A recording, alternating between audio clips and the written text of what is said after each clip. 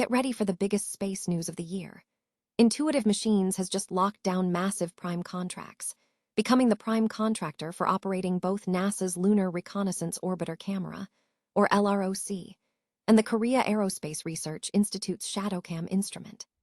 This is a huge leap for the company, moving them from building landers to managing vital cislunar environmental data, positioning them right at the center of all future commercial lunar mapping efforts. We dive into how this dual contract will fuel their revolutionary data services business unit.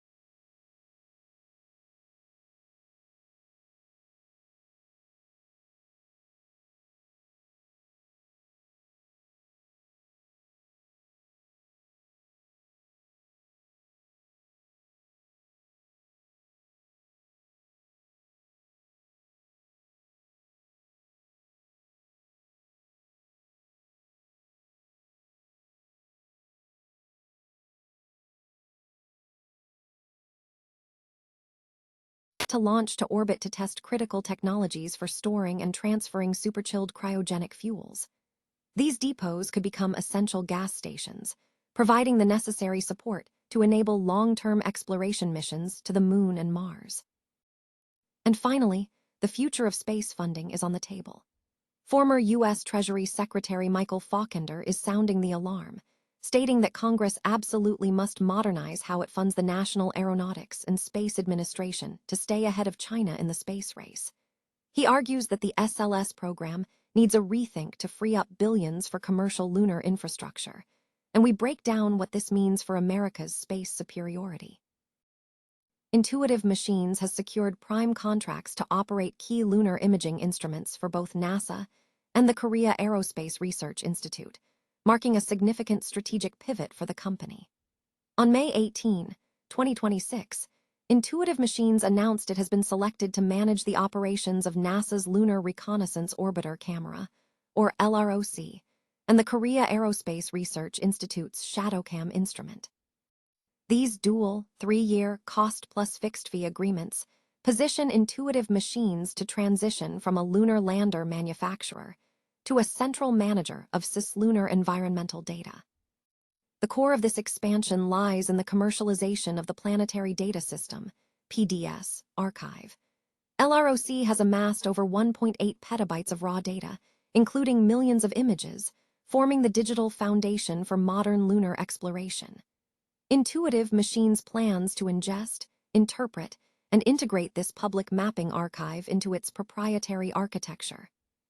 By linking this geological data with the deep space navigation capabilities of its KinetX subsidiary, the company aims to generate high-resolution local terrain models to feed directly into its planned lunar data relay satellite constellation.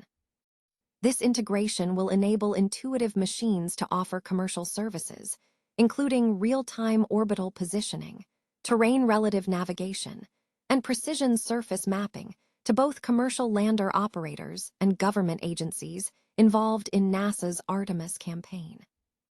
Tactically, the new data pipelines will immediately refine trajectory models for Intuitive Machines, upcoming commercial lunar payload services, or CLPS, missions.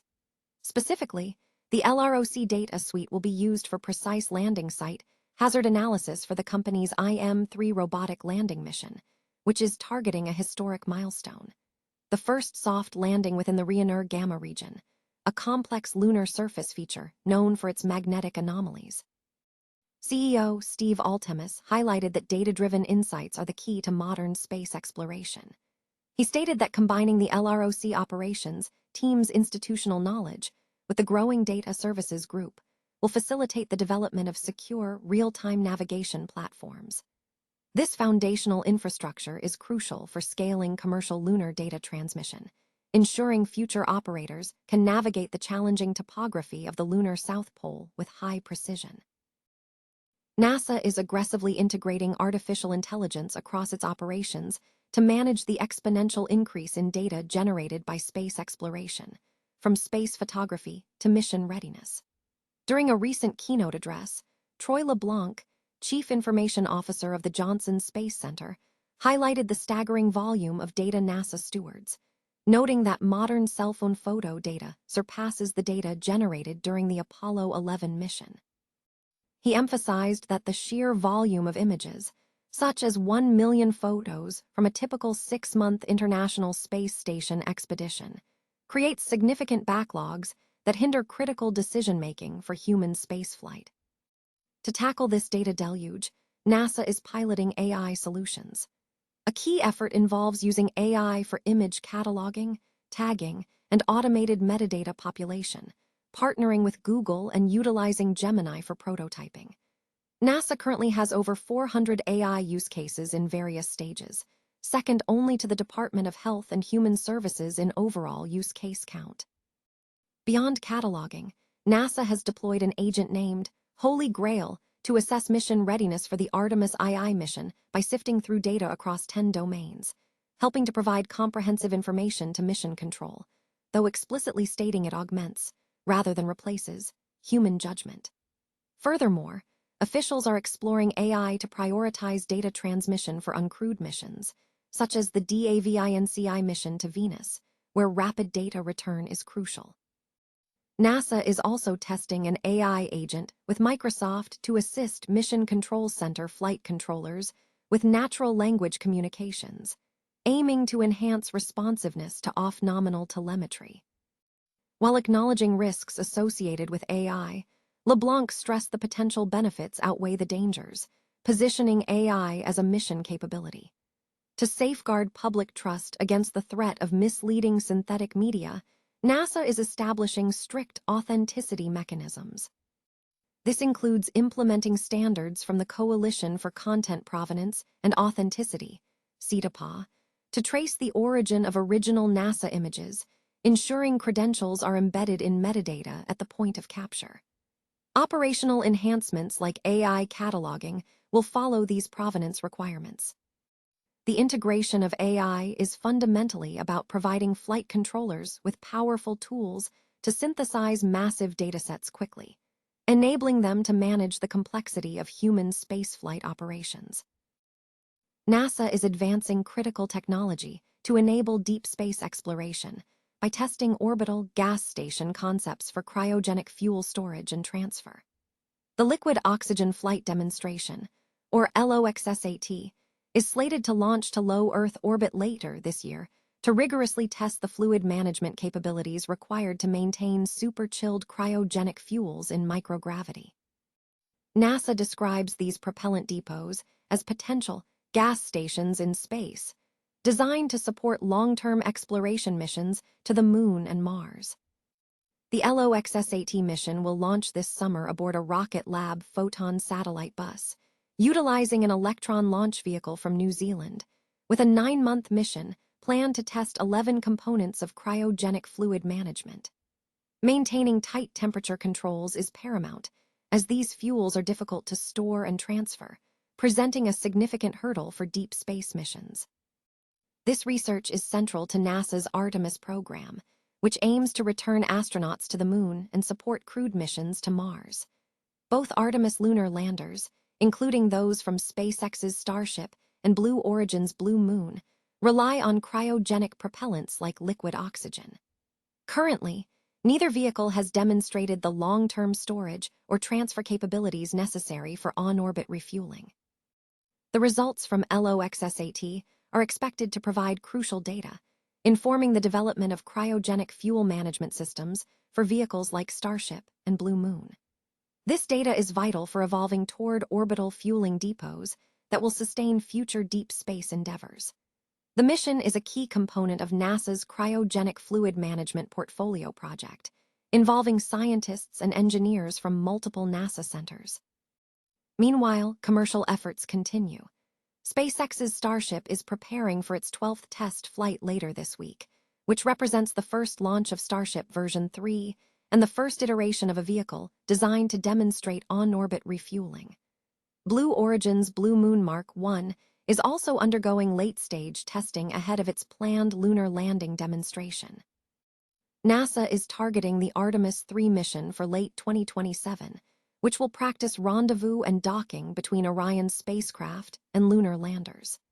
By that time, the data gathered by LOXSAT is anticipated to significantly contribute to the technological maturity required for sustained operations on the lunar surface and beyond. Former U.S. Treasury Secretary Michael Faulkender has called on Congress to urgently modernize NASA funding to maintain the United States' competitive edge in the space race against China. Faulkender argues that the current approach to funding the National Aeronautics and Space Administration is insufficient to counter China's rapid advancements. This call comes amid the context of President Donald Trump's executive order, ensuring American space superiority, signed in late 2025, which sets ambitious goals for the U.S., including returning to the moon by 2028 and deploying nuclear reactors to the moon and orbit for launch readiness by 2030. Faulkender emphasized the strategic implications of China's progress, stating that China is leveraging reusable heavy-lift rockets, which will establish the governing norms for the cislunar economy regarding resources and traffic management. While acknowledging that NASA received increased funding for the Space Launch System, SLS, Faulkender cautioned that this funding cannot be exclusively allocated to the SLS program. In an op-ed, he suggested that if NASA aims to remain competitive, Congress must reassess its overall funding strategy. His analysis proposed a significant shift. He asserted that the SLS program should be terminated no later than Artemis V.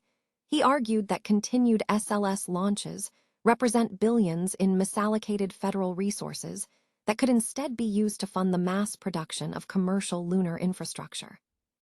Faulkender suggested that for near-term missions like Artemis V, NASA could bypass the SLS entirely by utilizing existing, human-rated commercial assets for transport to low Earth orbit, followed by transfer to dedicated commercial deep space transport systems.